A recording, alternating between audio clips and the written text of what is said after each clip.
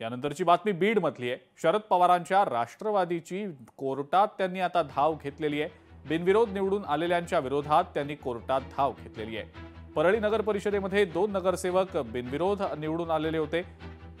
सोमवारी या सगळ्या संदर्भातला निकाल लागेल अशी प्रतिक्रिया शरद पवारांच्या राष्ट्रवादीकडून देण्यात आलेली आहे।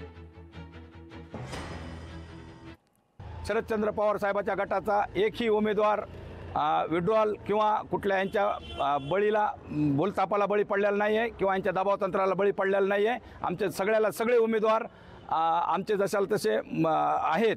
आणि दुसरे जे आमचे 3 प्रकार हे झालेले होते दबावतंत्राखाली त्यांच्यावर आक्षेप घेण्यात आलेला होता, ते आमच्या कोर्टात चालू आहे आणि तिन्ही उमेदवार आमचे सोमवारी त्यांना न्याय मिळेल आणि ते आमचे जशाल तसे उमेदवार होतील। राहिला प्रश्न एक, यांची जी जागा निवडून आलेली आहे ती जागा आहे आम्ही उबाटा सेनेला आधी दिलेली होती, पण त्यांनी आमच्याबरोबर युती शेवटच्या क्षणाला तोडली आणि त्यांच्यातले एक उमेदवार जाऊन ती जागा मोकळी राहिलेली आहे।